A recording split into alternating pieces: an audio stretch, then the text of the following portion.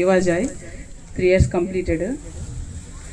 పాప పుట్టిన తర్వాత మేము అనుకున్నాం ఒక 5 years అట్లాగా. తర్వాత అంటే నేను జాబ్ చేస్తున్నాను కదా, నాకు కొంచెం కష్టంగా ఉంటుంది ఇంట్లో పిల్లల్ని పెంచడానికని ఒక 5 years కానీ ఇంకా లేటుగా ప్లాన్ చేసుకుందాము అనుకున్నాము. అయితే పాప పుట్టిన 1 year 7 monthsకి నాకు కడుపులో బాలాకుండా వచ్చింది. కడుపులో నొప్పి, విపరీతమైన నొప్పి. అలాగే ఇక్కడ అల్లూరులోనే స్కానింగ్ చేయించుకున్నాను. అదే మామూలుగా ఇక్కడికి వచ్చారనమాట వాళ్ళు, మెడికల్ క్యాంప్ పెట్టి అందరిని చూసేదానికి. నాకు కూడా అక్కడే డ్యూటీ చేశారు. నేను అక్కడికి వెళ్ళి చూయించుకున్నాను అనమాట. ఇట్లాగా వస్తూ ఉందని. అప్పుడు అంత పెద్దగా లేదు, తరచుగా వస్తుంది కానీ విపరీతంగా రాలేదు, లైట్గా వస్తుంది కాబట్టి నేను అంత పట్టించుకోలేదు. అయితే ఒకసారి చెక్ చేయించుకున్నాను. చెక్ చేయించుకుంటే ఆమె చెప్పారు, డాక్టర్ గారు చెప్పారు, మీ గర్భసంచిలో ఇట్లాగా గడ్డలు ఉన్నాయి అని చెప్పారు. ఇంకా దాన్ని ఆ గడ్డ కరిగిపోవడానికి కూడా 5 రోజులు మాత్ర ఇచ్చారు. 5 రోజుల మాత్రలు కూడా నేను వేసుకున్నాను. తర్వాత ఇంకా ఎక్సర్సైజెస్ బాగా చేయమన్నారు, ఇంకా ఆకుకూరలు అవన్నీ బాగా తినమన్నారు. అన్నీ స్టార్ట్ చేశాను, డైట్ స్టార్ట్ చేశాను, ఎక్సర్సైజెస్ అన్నీ చేశాను. ఆర్కే తెలుసు కదా కాలేజ్, ఆ కాలేజ్ చుట్టూ రోజుకి సాయంత్రం అయితే 5-6 రౌండ్లు వేసేదాన్ని. అది మొత్తం 1 కిలోమీటర్ 2 కిలోమీటర్లు ఉంటుంది గ్రౌండ్ మొత్తం. ఆ గ్రౌండ్లో 5-6 సార్లు రౌండ్ చేసేదాన్ని నేను. అట్లా 10 రోజులు అయిపోయింది. 10 రోజులు మాత్రలు 5 రోజులకి అయిపోయాయి. అలాగే ఇంకా డైట్ స్టార్ట్ చేశాను, ఎక్సర్సైజెస్ అన్నీ చేశాను. 10 రోజుల తర్వాత ఒక రాత్రి విపరీతమైన కడుపు నొప్పి వచ్చేసింది. ఆ కడుపు నొప్పికి తట్టుకోలేక పొద్దున్న 5 గంటలకు లేచి హాస్పిటల్కి వెళ్ళాను, నెల్లూరు భాస్కర్ రెడ్డి హాస్పిటల్. ఆ హాస్పిటల్కి వెళ్తే అప్పటికి నేను ఇంటి దగ్గర చాలాసార్లు చెక్ చేసుకొని చూసుకున్నాను ప్రెగ్నెన్సీ ఏమోనని. అయితే ఒక్కసారి కూడా చూపించలేదు, నెగిటివే వచ్చింది.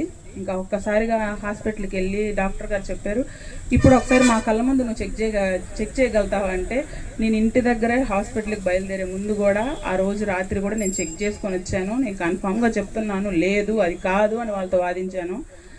సరే మా కళ్ళ ముందు నిరూపించు, అంతే కదా, ఇంకోసారి టెస్ట్ చేసుకో ఏమవుతుందని చెప్పారు. సరే నేను అక్కడే డాక్టర్ కళ్ళ ముందే చెక్ చేస్తే 2 గీతలు వచ్చాయి, పాజిటివ్ అని చెప్పి బిడ్డ అని చెప్పారు. స్కానింగ్ చేయించుకుంటే కూడా 1.5 year 1.5 month బేబీ ఉందని చెప్పారు. అప్పటికి నేను ఈ 10 రోజులు బాగా ప్రార్థన చేసుకున్నాను. ఎవరికి చెప్పుకోలేదు కూడా, ఎవరికి ఇలాంటి నాకేదో గడ్డలంట, అది క్యాన్సర్ కింద మారుద్దో ఇంకెలా మారుద్దో అని చాలా భయపడ్డాను. కానీ ఎవరికి చెప్పుకోలేదు, నా దేవునికే చెప్పుకున్నాను. దేవుడు ఆ గడ్డని బిడ్డగా మార్చిన దేవుడు, గొప్ప దేవుడు. ఇది గొప్ప సాక్ష్యము. మీ కళ్ళ ముందు సంవత్సరం పూర్తయి ఇప్పుడు బర్త్డే జరుపుకుంటున్నాడు. అలాగే ఇంకొకటి ఏంటంటే, వాడికి 9 నెలలు నిండి నాకు నొప్పులు వచ్చినప్పుడు కడుపులో ఉండే బిడ్డ అమ్మాయా అబ్బాయా అని నాకు తెలీదు. కానీ ఎందుకో తెలీదు, అప్పుడే నేను పేరు పెట్టి కూడా పిలిచేశాను అనమాట. యోసేపు బయటికి రా అట్లా అని చెప్పి పిలిచాను. అబ్బాయి అమ్మాయి నాకు తెలీదు, తొందరగా రా, నేను నొప్పి భరించలేకపోతున్నాను అని చెప్పి నేను పిలిచాను అనమాట. అది తర్వాత అర్థమైంది. డెలివరీ అయిన తర్వాత అబ్బాయి పుట్టాడు. అబ్బాయికి ఆరో జోసఫ్ అనే పేరు పెట్టాము. దేవుడి గొప్ప సాక్ష్యాన్ని దీవించి ఆశీర్వదించిన గాక. దేవుడు చేసే మేళ్ళు ఎలా ఉంటాయంటే, ఈ మనుషులు ఎవరికి కూడా అర్థం కావు. కొంచెం పెంచు మనుషులు ఎవరికి అర్థం కావు. దేవుడు ఇన్ని గొప్ప కార్యాలు చేస్తాడా, గడ్డను కూడా బిడ్డగా మార్చి, బిడ్డ మగబిడ్డ ఆడబిడ్డ అని తెలియకముందే ముందుగానే పేరు పెట్టింది జోసెఫ్ అని, యోసేపు అని. నిజంగా దేవుడు మన విశ్వాస పరిమాణాన్ని బట్టి మన జీవితాల్లో అద్భుతాలు ఆయన జరిగిస్తాడు. హల్లెలూయా. శతాధిపతి యేసు ప్రభు దగ్గరకు వచ్చి, అయ్యా యేసు ప్రభువా, నా దాసుడు మిగులు పక్షవాయువుతో ఇంట్లో బాగలేకుండా పడిపోయి ఉన్నాడు అని ఆయన్ని వేడుకుంటే, యేసు ప్రభు వారు వచ్చి అన్నారు, పదా నేను వస్తా, మీ ఇంటికి వస్తా, పదా నేను వచ్చి వాడికి ప్రార్థన చేసి బాగు చేస్తాను పదా అని యేసయ్య అంటే,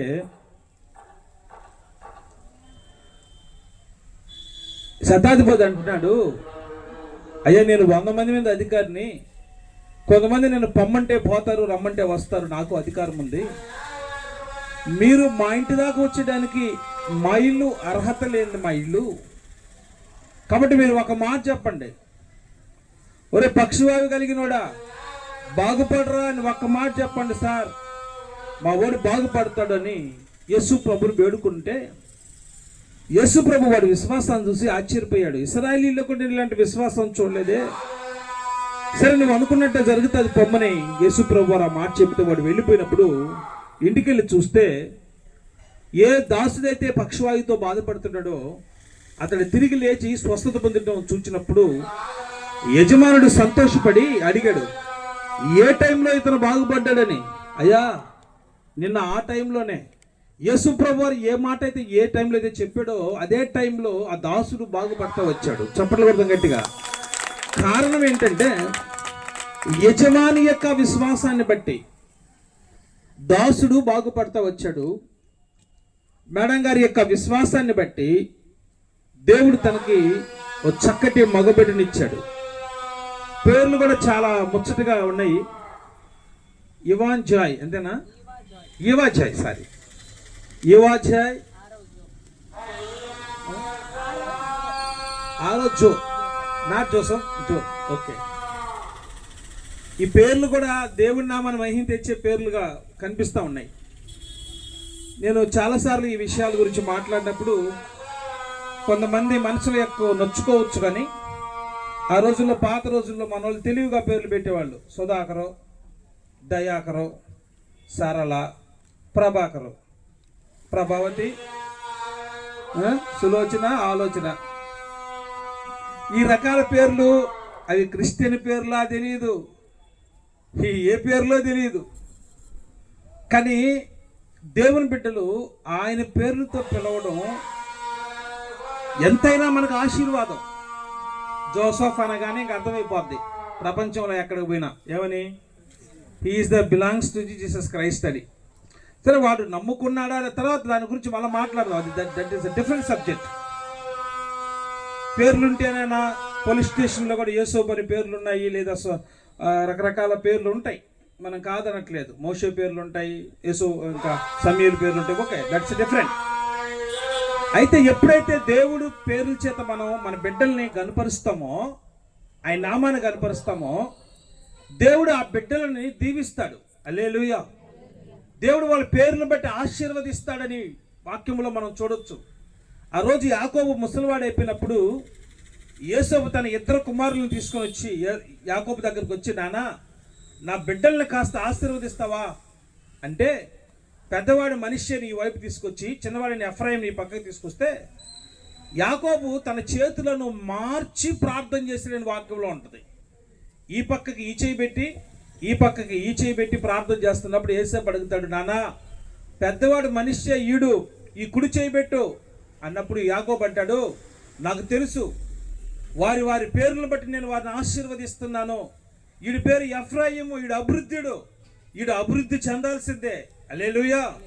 కాబట్టి ప్రియమైన దేవుని బిడ్డలారా, దేవుడి బిడ్డలకి ఆయన పేర్లతో మహింపరచడం ఎంతైనా సంతోషం. అందులో ఇంకా బిడ్డ పుట్టకముందే పేర్లు నిర్ణయించడం ఇంకా సంతోషం. హల్లెలూయా. చాలా క్రైస్తవ కుటుంబాల్లో మనం చూస్తుంటే వాడికి 2 పేర్లు ఉంటాయి. అంటే రకరకాల పేర్లు ఉన్నాయి కదండి. ఆ పేర్లు పెట్టుకొని ఒకటి ఇప్పుడు, ఒకటికి ఆ పేరు, ఏ పేరు అని పేరు అంటే వాడు ఏదో పేరు చెప్తాడు, మరి సర్టిఫికేట్ ప్రకారం ఏం పేరు అంటే ఇంకో పేరు చెప్తాడు. కానీ అలాంటి ఇబ్బంది ఏం లేదు, పుట్టక ముందే చక్కటి పేర్లు పెడతా వచ్చింది. హల్లెలూయా. దేవుని యొక్క వాక్యంలోంచి మనం చూసుకుందాం. వాస్తవంగా ఈరోజు ఫంక్షన్ వాడిది, హడావిడి మంది. వాస్తవంగా వాడి పేరు చెప్పుకొని మొత్తం మనం, వాడు పాపం వెళ్ళాడు కనుక, చిన్నబిడ్డ కనుక. అయితే దేనికి ఈ ప్రార్థనా కూడిక అంటే కృతజ్ఞత కూడికది. సంవత్సరం అంతా దేవుడు కాపాడుతూ వచ్చాడు. ఒక వ్యక్తి సంవత్సరం అంతా కాపాడబడడం అనేది మామూలు విషయం కాదు. It's not ordinary issue, it's very critical. సంవత్సరం అంతా దేవుడు కాపాడుతూ వచ్చాడు. ఆ బిడ్డని సంవత్సరం అనే దయాకిరీటాన్ని ఇచ్చాడు, మొట్టమొదటి సంవత్సరాన్ని ఇచ్చాడు. అందుకు మనం కృతజ్ఞులమై ఆయన సన్నిధిలో ఆయన ప్రార్థించవలసిన వారమై ఉన్నాం. హల్లెలూయా. ఎంత సంతోషం మీ అందరితో పంచుకోవాలని ఈ అల్లూరు ఈ సెంటర్లో ఇంత చక్కగా ఏర్పాటు చేసి తన బిడ్డకి సంవత్సరం ఇచ్చాడు దేవుడు. చూడండి, దేవుని యొక్క వాక్యాన్ని చూద్దాం. 127వ కీర్తన కొన్ని వచనాలు మనం చదువుదాము. దాని తర్వాత మీరు సామెతల గ్రంథం 22వ అధ్యాయం 6వ వాక్యాన్ని కూడా చదువుతారు. దేవుని యొక్క వాక్యంలో నుంచి ఆ మొదటి నుంచి కొన్ని వచనాలు చదువుదాం సార్. యెహోవా ఇల్లు కానీ కట్టించకపోతే దానికోసం ప్రయాసపడుతున్న వారి యొక్క ప్రయాస అంతా కూడా వ్యర్థమే.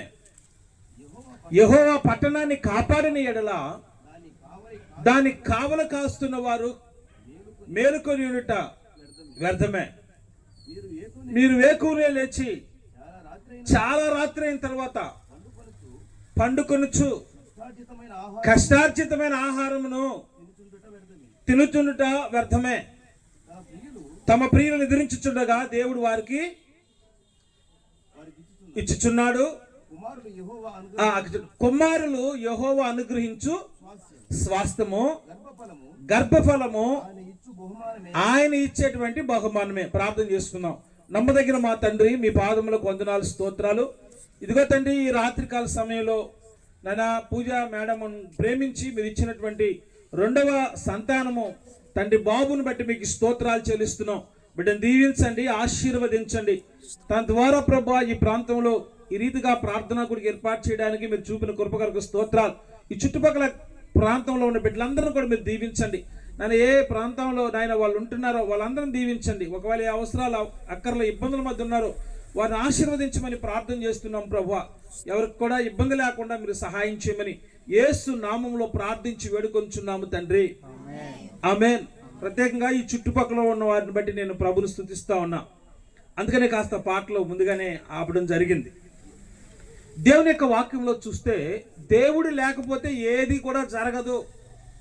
యెహోవా ఇల్లు కట్టించకపోతే కట్టుతున్న వారి యొక్క ప్రయాసం వ్యర్థమే. దేవుడు కానీ చేయకపోతే అది ఇల్లు అంటారా, కుటుంబమా అంటారా, ఇంకొక పని అంటారా, ఉద్యోగమే అంటారా, వ్యాపారమే అంటారా, లేకపోతే ఏదైనా కానీ దేవుడు కానీ దాని గురించి తోడుండకపోతే మనిషిగా మనం ఎంత చేసినా కూడా వ్యర్థమే.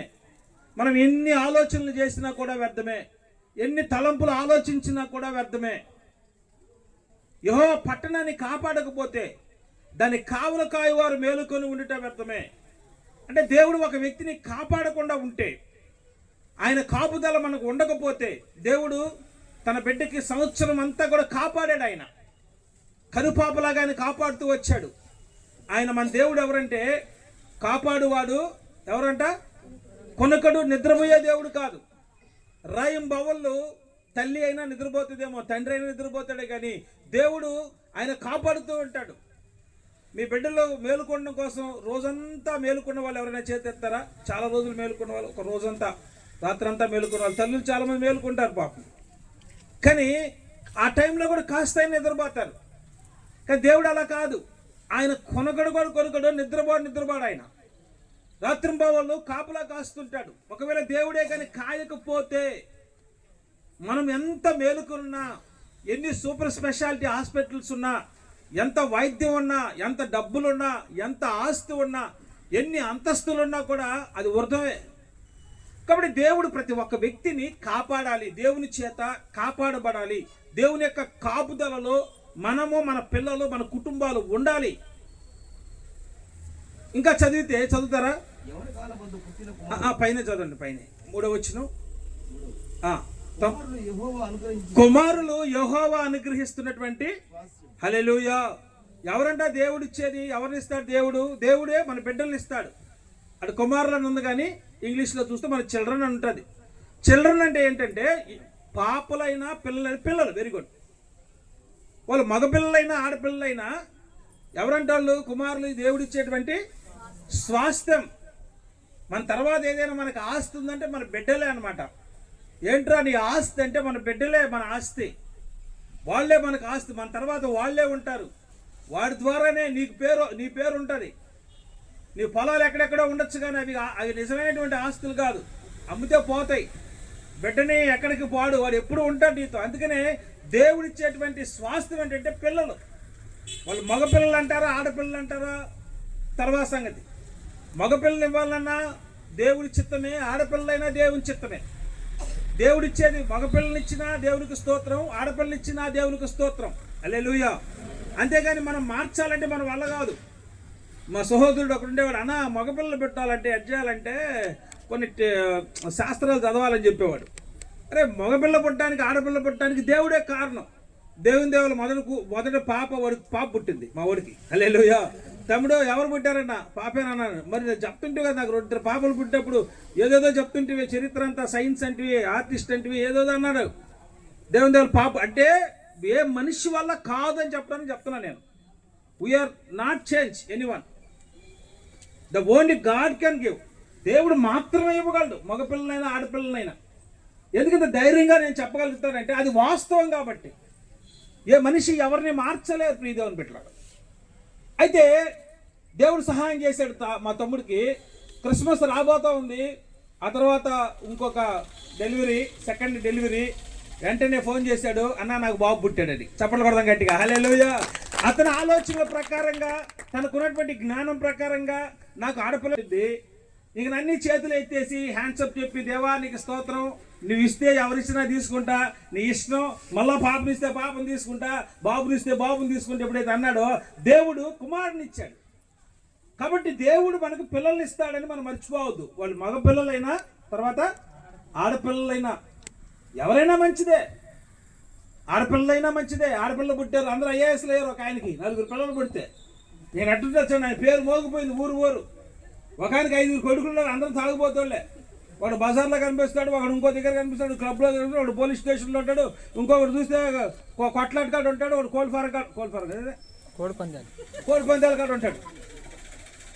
ఇక పెద్ద ఆడ తిరుక్కుంటాడు, మీ కొడుకు అక్కడ ఉంటాడు, పోలీసు ఆడకపోయా. మళ్ళీ ఒకడు నేను రావట్లేదు నాకు. ఓకే కోడి పందాల దగ్గర ఉంటాడు. అంటే చూడండి, ఎవరిచ్చినా అదే దేవుడిచ్చిన మగపిల్లలే అనుకోండి, వాడు చక్కగా నీ మాట వింటూ వస్తాడు.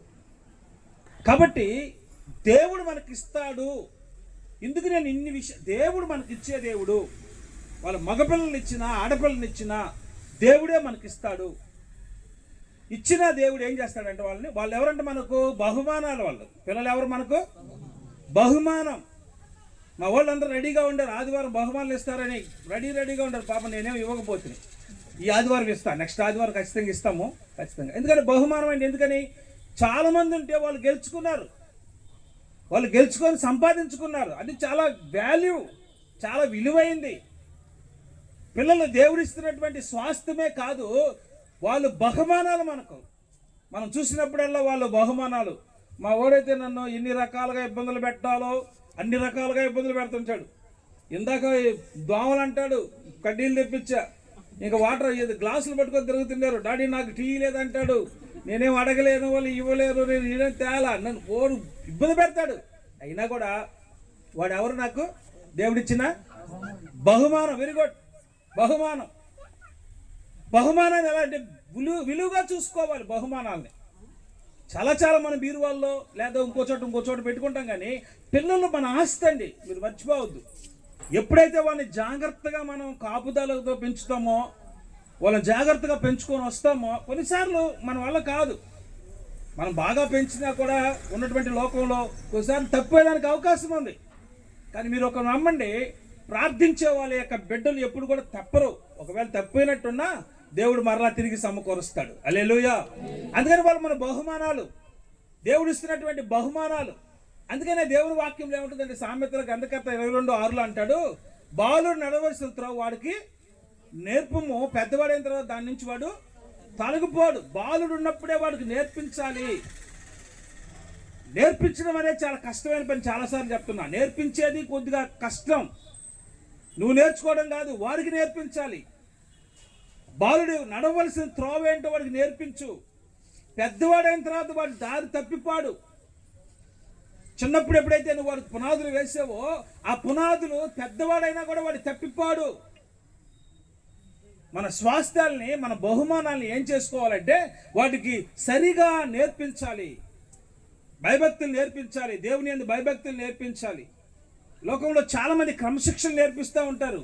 మరి కొన్ని సంవత్సరాల తర్వాత ప్రతిరోజు స్కూల్లో ఏం చెప్తారు? భారతదేశం చెప్పండి, భారతీయులందరూ. మరి ఎందుకురా సహోదరులు అయితే యాక్సిడెంట్లు ఏందిరా, ఈ ఏంది యాక్సిడ్ బాటిల్స్ ఏందిరా, నాకు అర్థం కాదు. ఈ రేప్స్ ఏంట్రా, ఇది చిన్నపిల్లలు లేకుండా పెద్ద పిల్లలు లేకుండా అర్థం కాకుండా ఏంటి? పాపం వాళ్ళేమో కష్టపడుతున్నారు, పాపము ఎన్ని రకాలుగా చెప్పిస్తున్నారు క్రమశిక్షణలో పెట్టాలని. భారతీయులందరూ నా సహోదరులు, నేను నా దేశాన్ని ప్రేమిస్తున్నాను. ఎవరు అంటారా? అంటే ఇన్ని నేర్పిస్తున్నారు పాపము. ఎన్ని రకాలుగా నేర్పిస్తున్నా వాడు పెద్దవాడు అయిన తర్వాత ఏమైపోతున్నాడు చెప్పండి? ఏమైపోతున్నాడు? దారి తప్పిపోతున్నాడు. స్కూల్లో నేర్చుకున్నంతా ఎట్టయిపోయింది. పెద్దలంటే గౌరవం ఎట్టిపోయింది. అసలు టీచర్లే గౌరవించట్లే ఈ రోజుల్లో చాలామంది. జోకులు వేసుకునే పరిస్థితులు 10th క్లాసు 5th క్లాసు 5వ తరగతి 2వ తరగతి జోకులు అనమాట. కాబట్టి ఇలాంటి మలినమైపోతున్నటువంటి ఈ సమాజంలో దేవుని యొక్క వాక్యాన్ని పట్టుకున్నటువంటి నీవు నేను, మన పిల్లలు దేవునికి, సమాజానికి, ప్రపంచానికి ఆదర్శమైన వ్యక్తులుగా మార్చబడాలి. చెప్పలు కొడతాం గట్టిగా హల్లెలూయా. ఈ దేశానికి దిక్చూచే వాళ్ళు, ఈ దేశాన్ని సరైనటువంటి మార్గంలో నడిపించే వ్యక్తులుగా ఉండాలి, క్షమించేవారుగా ఉండాలి, ప్రేమించే వాళ్ళుగా ఉండాలి, కనికరం చూపించే వాళ్ళుగా ఉండాలి, దయ కలిగిన వాళ్ళుగా ఉండాలి. క్రూరమైన వ్యక్తులుగా ఉండకూడదు, శపించే వాళ్ళుగా ఉండకూడదు, ప్రేమించే వాళ్ళుగా వాళ్ళు ఉండాలి. ఎప్పుడుంటారు వాళ్ళంటే నీవు వారికి నేర్పిస్తే. హల్లెలూయా. చిన్నప్పటి నుంచి వాడికి నేర్పిస్తే, చిన్నప్పటి నుంచి ఎప్పుడైతే వాడికి నేర్పిస్తావో వాడు అలాంటి పరిస్థితుల మధ్య నడిపించబడతాడు. ప్రియదేవుని బిడ్డలారా, కాబట్టి ఈ దేవుని యొక్క వాక్యాలు మనం గమనిస్తే, బాలు నడవలసిన త్రోవ వాడికి నేర్పించు. ఎప్పుడైతే నేర్పిస్తారో వాళ్ళు ఎలా ఉంటారంట? మళ్ళీ మీరు 27వ అధ్యాయంకి రండి, కీర్తనలకు రండి. వాళ్ళు ఎలా ఉంటారంట? బలవంతుని చేతుల్లో, అదేనయ్యా 4వ వచనం అన్న చదవండి సార్. యవన కాలమందు కుమారులు బలవంతుని చేతుల్లో బాణాల్లాగా ఉంటారు. ఎవరైతే బాలు నడవలసిన త్రోవలో నడిపిస్తారో వాడు పెద్దవాడు అవుతున్నప్పుడు దారి తప్పిపోకుండా ఉంటే వాడు ఎలా ఉంటాడంటే బలవంతుని చేతుల్లో బాణాల్లాగా ఉంటారు. వాళ్ళు శత్రువు వస్తుంది లేదని ఏదైనా సాధించాలంటే బాణాలు విలువైనటువంటి వ్యక్తులుగా, బలమైన వ్యక్తులుగా ఉంటారు. ఆ తర్వాత వారితో తమ అమ్ములు పొది నింపుకున్న వాడు ధన్యుడు. అట్టివారు సిగ్గుపడక గుమ్మములలో విరోధులతో. హల్లెలూయా. ఏ పిల్లలైతే దేవుని చేత నడిపించబడతా ఉంటారో, ఏ పిల్లలనైతే దైవికంగా నడిపించబడతామో ఆ పిల్లలు రేపు నీకు సిగ్గు తెచ్చేవారుగా ఉండరు. నువ్వు సిగ్గుపడినక్కర్లేని వారుగా ఉంటావు. నువ్వు తలదించుకునేవాడుగా ఉండవు. ఒకరోజు యాకోబు తలదించుకున్నాడు. వాళ్ళ కుమార్తె చేసినటువంటి భయంకరమైన పాపాన్ని బట్టి తలదించుకున్నాడు. 12 మంది కొడుకులుంటే ఒక్కడు కూడా మంచివాడు కాదు. భయంకరమైన వ్యక్తులు వాళ్ళు. తన కుమార్తె ఏదో తప్పు చేసిందని వీళ్ళు వీళ్ళు మళ్ళా గొడవ వేసుకొని వాళ్ళతో కొట్టి చంపి గందరగోళం చేశారు వాళ్ళు. సిగ్గుపడాడు యాకోబు, తలదించుకున్నాడు అంతే. మొహం చూపించుకోలేకపోతున్నాడు. దేవుడు అన్నాడు, యాకోబు సిగ్గుపడద్దు, నీ మొహం తెల్లబారదు, నీవు తల ఎత్తుకుంటావు అన్నాడు. హల్లెలూయా, హల్లెలూయా. చూడండి ప్రియమైన దేవుని బిడ్డలారా, ఎవరైతే దేవుని చేత నడిపించబడతారో, తన బిడ్డలకి దేవుని యొక్క విషయాల్లో భయభక్తులతో నేర్పుతారో, మంచి చెడుల గురించి నేర్పిస్తారో, సాత్వికాన్ని గురించి, ప్రేమ గురించి నేర్పిస్తారో, వా పిల్లల వల్ల వాళ్ళు ఏమవుతారంట? బలవంతుని చేతుల్లో చెప్పండి బాణాల్లాగా ఉండడం మాత్రమే కాకుండా శత్రువుతో వాళ్ళు ఏం చేస్తారంట? వాదించవచ్చు. సిగ్గుపడరు. ఎవరు సిగ్గుపడరు? ఈ రోజుల్లో చాలా మంది తల్లిదండ్రులు సిగ్గుపడుతున్నారు. కొన్ని కుమార్తెలను బట్టి సిగ్గుపడుతున్నారు, కుమారులను బట్టి సిగ్గుపడుతున్నారు.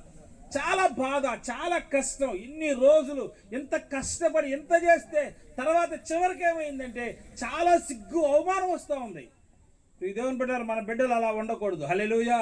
ఎప్పుడైతే వాడిని దేవునిలో పెరుగుతావో, పెంచుతావో, దేవుని విషయాల్లో నేర్పిస్తూ వస్తావో, నీకు కష్టమే, చాలా కష్టంగానే ఉంటుంది, చాలా కష్టంగా ఉంటుంది. నాకైతే ఆశ్చర్యం వస్తుంది, మేడం చర్చికి ఎట్లా వస్తుందని. మేడం బాబుకి ఎంత వయసు అన్న? 1 year అనింది. 1 year అయితే మీరు ఎంతసేపు ఉంటున్నారు ప్రార్థనలో? అందరికంటే ముందు వస్తుంది, అందరికంటే ముందు వస్తుంది అనమాట. 6 గంటలకు ప్రార్థన అంటే 6 గంటలకు వస్తుంది, వచ్చుద్ది. ఆ తర్వాత ముందుగానే వెళ్ళదు. మేడం ఎందుకు మీరు వెళ్ళలేదంటే సార్ ఫోన్ చేస్తాడంట. వాడు కానీ ఏడొస్తున్నాడు అనుకో, ఇంకా ఎక్కువ వేస్తున్నాడు అనుకో, అప్పుడు ఫోన్ చేస్తాడు. వాడు దేవుని దగ్గర ఏడవడం వల్ల. హల్లెలూయా. వాడు కూడా అర్థం చేసుకుంటున్నాడు, మమ్మ ప్రార్థనకు పోవాలి కదా, నేను ఏడిస్తే అట్ట బాగుండదు అని చెప్పి వాడు కూడా అలవాటు పడిపోతున్నాడు. హల్లెలూయా. ఎందుకంటే ఎప్పుడైతే మన బిడ్డలకు నేర్పిస్తామో ప్రియదేవుని బిడ్డారా, రేపు పెద్ద పెరిగిన తర్వాత వాళ్ళు నీకు ఘనత తెచ్చే వాళ్ళుగా ఉంటారు, నీకు అవమానం తెచ్చే వాళ్ళుగా ఉండరు, నువ్వు తలెత్తుకునేవారుగా ఉంటావు.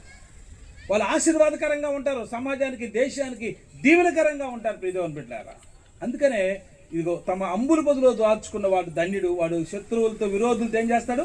గుమ్మములో వాదిస్తారు. ఎవరు వాదిస్తారంట? అందరు కాదు, బాలు నడవలసిన త్రోవ నేర్పించిన వారు. మోషే ఉంది, మోషే తల్లి ఉంది.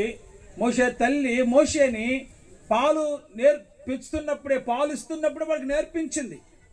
వాడు పెద్దవాడు అయిపోయిన తర్వాత ఆలోచన చేసిన తర్వాత ఏది కావాలో కోరుకోమంటే వాడు ఆస్తిని, సంపదని, పేరు ప్రఖ్యాతులన్నింటినీ పక్కన పెట్టి తన ప్రజలతో నింద అవమానం భరించడం మేలనుకొని తన ప్రజల కొరకు దిగివచ్చాడు. చెప్పకూడదు గట్టిగా హల్లెలూయా. కాబట్టి ఎందుకింత గొప్ప నాయకుడు అయ్యాడు మోషే? ఏ మేనేజ్మెంట్ థియరీ తీసుకుని ఈ ప్రపంచానికి మోషేనే దిక్చూచి, ఇంకెవరు లేరు. మోషేని ఎందుకయ్యాడు మోషే అంటే వాళ్ళమ్మ వాడికి నేర్పిస్తూ వచ్చింది. భయభక్తులు అంటే నేర్పిస్తూ వచ్చింది. పరుల సొమ్ము గురించి ఆలోచన వద్దు అని చెప్తా వచ్చింది. అది మనకొద్దు, ఇది మనకొద్దు అని చెప్తా వచ్చింది. కాబట్టి మన బిడ్డలు ఎలా ఉండాలంటే ఒక నీతి న్యాయము కలిగిన వారిగా ఉండాలి. పక్కనోడు వస్తువు చూస్తే ఆశించేవారుగా ఉండకూడదు. ఏది కూడా మంద కాదు అయితే అది మందగానే కాదు. హల్లెలూయా. మందగానే కాదు.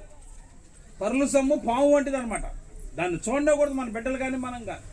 ఎందుకంటే నువ్వు చెప్పాలి వాడికి, మనం చెప్పాలి వాడికి. దొంగతనం చేయకూడదు. ఎప్పటి నుంచో దేవుని యొక్క ధర్మశాస్త్రం అనగానే వాళ్ళు మెల్లో కట్టేవాళ్ళు ఆ రోజులో. యోసేపు ఎందుకు అంత ఆశీర్వదించబడ్డాడు? యోసేపు ఎందుకు పాపం చేయలేదంటే ధర్మశాస్త్రం వాడు మెల్లోనే ఉండేదన్నమాట. పాపం చేయకూడదు, తల్లిదండ్రులు చూడాలి, దొంగతనం చేయకూడదు, విచారం చేయకూడదు, నరహత్య చేయకూడదు. ఈ ధర్మశాస్త్రం వాళ్ళ గ్రంథాలు వాళ్ళ మెడలో ఉండేది అన్నమాట. వాళ్ళ మనసుల్లో ఉండేది, వాళ్ళ ఆలోచనలో ఉండేది ప్రియదేవుని బిడ్డలారా. కాబట్టి ఈ రాత్రికాలం దేవుడు ఇచ్చినటువంటి కుమారుడు, దేవుడు అనుగ్రహించినటువంటి స్వాస్థ్యం, దేవుడు ఎంతో ప్రేమించి ఇచ్చాడు. భయంకరమైన పరిస్థితుల మధ్య వైద్య శాస్త్రం ఒక పక్క ఇట్లా చెప్తా ఉంది. వైద్య శాస్త్రానికి అర్థం కాని ఆశ్చర్య కార్యాలు మన దేవుడు చేస్తాడు. చెప్పడం అర్థం గట్టిగా. ఆయనకు అసాధ్యమైనది ఏది లేదు. నమ్మకే కానీ ప్రియదేవుని నమ్మితే నువ్వు నమ్మగలిగితే నీకు ఎలాంటి స్థితి అయినా సరే, ఎలాంటి కష్ట పరిస్థితి, ఎలాంటి క్లిష్ట పరిస్థితి అయినా, అది అనారోగ్యమే లేదా ఇబ్బంది ఏదైనా కానీ, మానసిక సమస్య, ఆర్థికమా ఏదైనా కానివ్వండి, నా ప్రభు దగ్గర నమ్మితే ప్రభువా ఇదిగో ఈ మేడకి ఇంత గొప్ప కార్యాలు నువ్వు చేస్తూ వచ్చావు కదా, మాకు కూడా చేయి ప్రభువా, నాకు కూడా చేయి ప్రభు అంటే నీకు కూడా చేస్తాడు ఆయన. అదేంటే నువ్వు ఒక్కరోజు ప్రార్థన చేసినా చేస్తాడు ఆయన. ఎందుకంటే నువ్వు ఒక్కరోజు అడిగినా ఆయన చేస్తాడు. నువ్వు దీనంగా అడిగితే, నిజంగా అడిగితే ఆయన కనికన పూర్ణుడు కనుక నీ యొక్క ప్రతి అవసరాలు, ఇబ్బందులు, ఇరుకులు ఆయన తీర్చే దేవుడిగా ఉన్నాడు. హల్లెలూయా. కాబట్టి ప్రియమైన దేవుని బిడ్డలారా, వీళ్ళు చూస్తే కుమారులు పూలో పెంచుతామో, ఎప్పుడైతే వాడిని దేవునిలో పెంచుతామో, ఎప్పుడైతే నీతి న్యాయాలు కలిగినటువంటి బిడ్డగా వాడిని పెంచుతామో ఒక మంచి సమాజం ఏర్పడుతుంది. మనకు అర్థం కావట్లా. దేశం అంటే మట్టి కాదు, దేశం అంటే మనుషులు. ఊరంటే ఎవరున్నారు? మనుషులు ఉంటారు.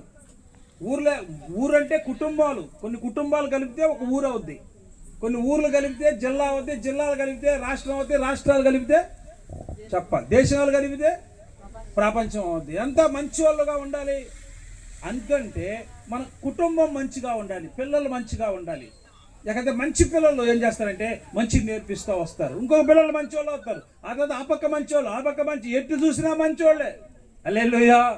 ఎటు చూసినా మంచి వాళ్ళే, ఎటు చూసినా మంచి వాళ్ళే. ఎప్పుడంటే ఇక్కడ మంచి ఎప్పుడైతే మన కుటుంబంలో స్టార్ట్ అవుద్దో తర్వాత వాళ్ళ పిల్లలు ఎక్కడున్నా కూడా మంచి మంచి పిల్లలుగా మార్చబడతారు. హల్లెలూయా.